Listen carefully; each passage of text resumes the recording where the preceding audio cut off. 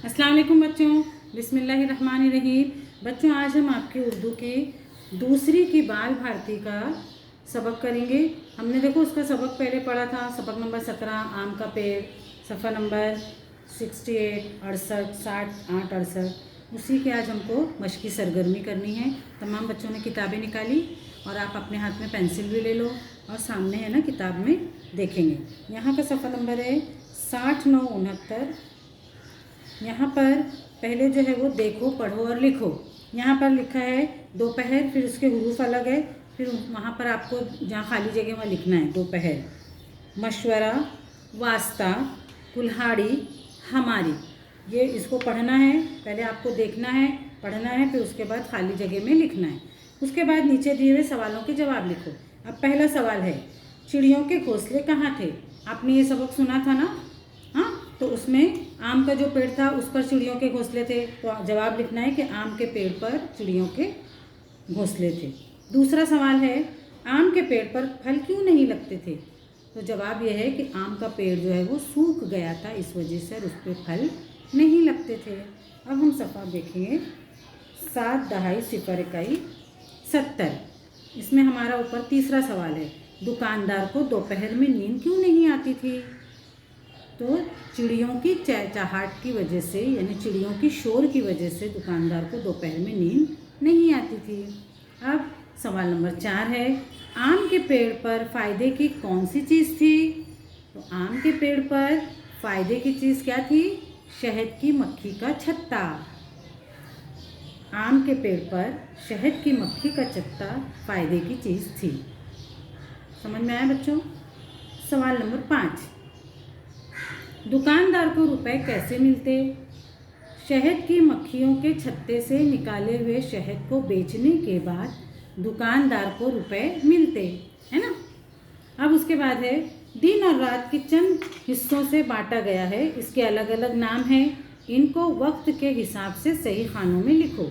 अब ये सवाल में यहाँ पर 4 आपको नाम दिए गए हैं, दोपहर, सुबह, रात और शाम, और यहाँ पर खाना दिया हुआ है, इसमें 1 2 3 4 नंबर लिखे हुए हैं। आपको सही जवाब जो है वो यहाँ पर लिखना है।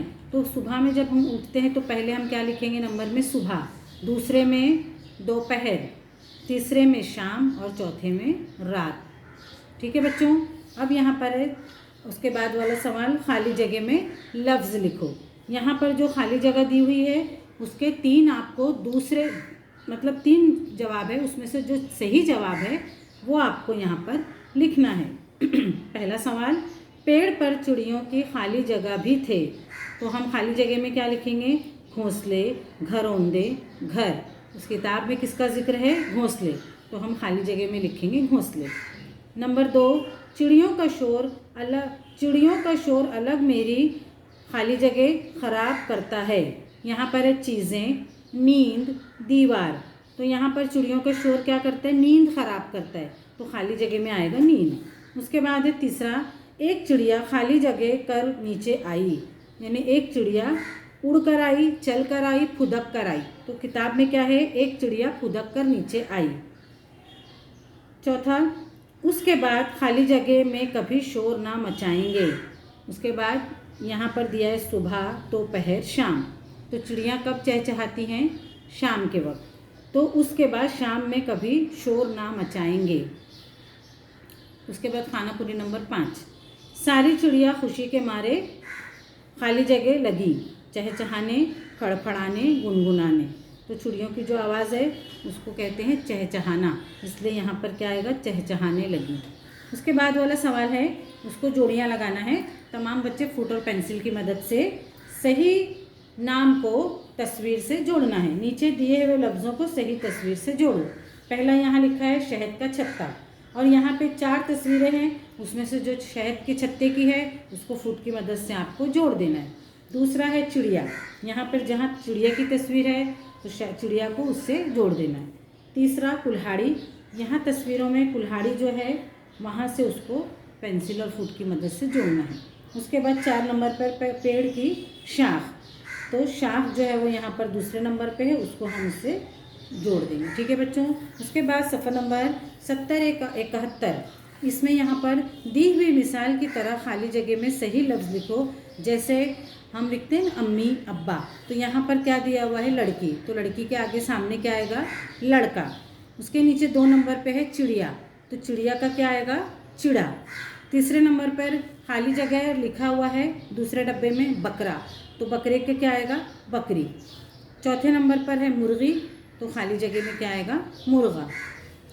इसके बाद है सबक से ऐसे लफ्ज़ तलाश करके लिखो जो बूढ़े चिड़े ने दुकानदार के लिए इस्तेमाल किया है।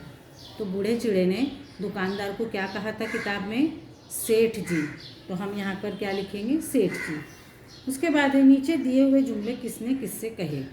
पहला है मैं इस पेड़ को काटने जा रहा हूँ, ये किसने कहा दुकानदार ने कहा।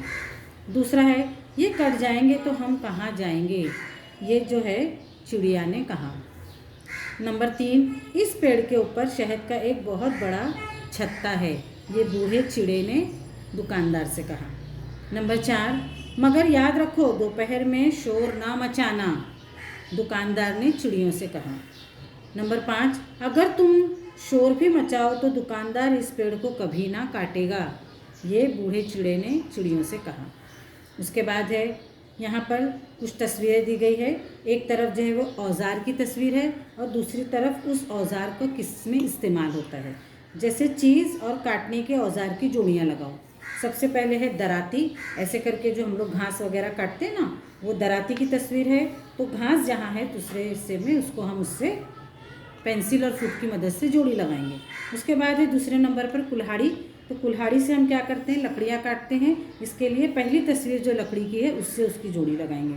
तीसरे नंबर पर है करवट, करवट जो है देखो सुतार लकड़ियों को काटने के लिए इस्तेमाल करते हैं, तो उसको ये नीचे वाली जो लकड़ी है हम उससे जोड़ी लगाएंगे। उसके बाद है छुरी, तो छुरी से हम जो है वो सब्जियां तरकारियां काटते हैं, तो उससे हम उसकी जोड़ी लगाएंगे। ठीक है बच्चों, अब हम उसके बाद नया सफ़ा लेंगे, सफ़ा नंबर 7272।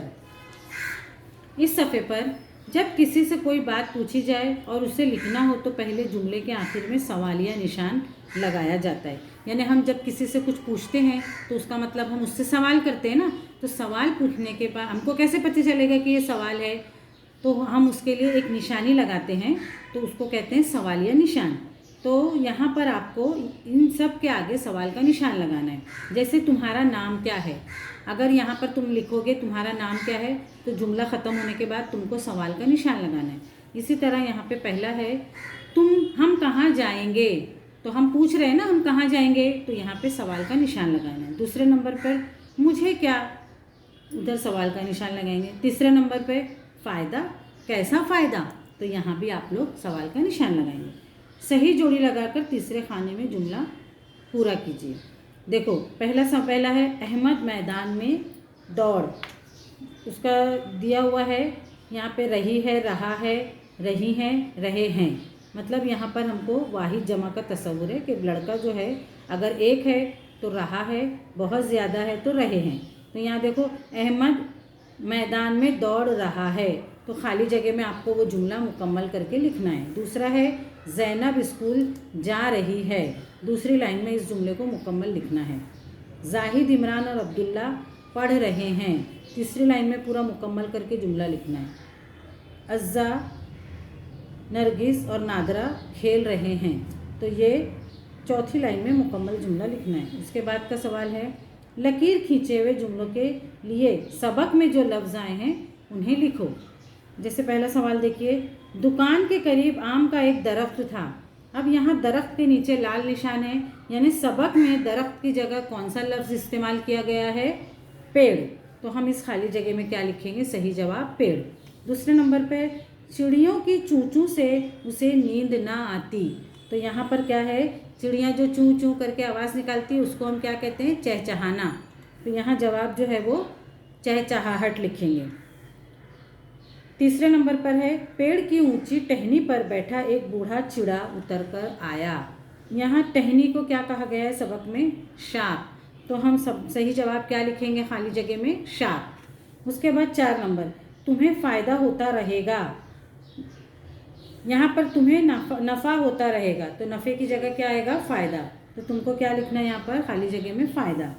नंबर 5, तुम दोपहर में गुल ना मचाना, तो सही जवाब क्या है? शोर ना मचाना। लफ्ज़ों का खेल, इन लफ्ज़ों को उलट कर लिखोगे, देखो कौन सा लफ्ज़ बनता है। जैसे रात, तार। उसी तरह यहाँ पे है कान। अब कान को अगर हम उलट कर लिखते हैं, पहले हमको उसको उरूफ को अलग करना है, फिर उसको उलट कर लिखना है। तो पहला उरूफ है क, अ, ना। जब हम उसको उल्टा लिखेंगे तो पहले न, अ, क, मतलब पहले अगर हमने कान लिखे थे तो उसको उलट कर लिखने पे वो नाक हो जाएगा। उसी तरह दूसरा, पहला जेब है, उल्टा लिखने पर वो बीज हो जाएगा। तीसरा डोर है, उसको उल्टा लिखने पे रोड हो जाएगा। चौथा ज़ोर है, उल्टा लिखने पे रोज़ हो जाएगा। पांचवा कौन है, उल्टा लिखने पे नोक हो जाएगा। उसी तरह इन लफ्ज़ों को पढ़ो, दोनों तरफ से पढ़ने पर भी लफ्ज़ नहीं बदलता। जैसे पहला लफ्ज़ है सांस, अगर हम इसको हुरूफ अलग इसके करेंगे स, अ, स, सास, लेकिन उल्टा भी जब हम उसको पढ़ेंगे तो वो स, अ, स, सास ही रहेगा। उसी तरह नादान, टाट, शाबाश। ये जो है आप अपने घर में उसको प्रैक्टिस करके देखेंगे। और आपके लिए एक होमवर्क है, इस तरह 2 लफ्ज़ सोचकर नीचे लिखो कि वैसे ही 2 लफ्ज़ कौन से आएंगे। ठीक है बच्चों, अगर समझ में कुछ ना आए तो वीडियो आप बार बार देखेंगे तो आपको समझ में आ जाएगा, और उनको आपको अपनी बयाज़ में लिखना भी है। ठीक है बच्चों, अल्लाह हाफिज़।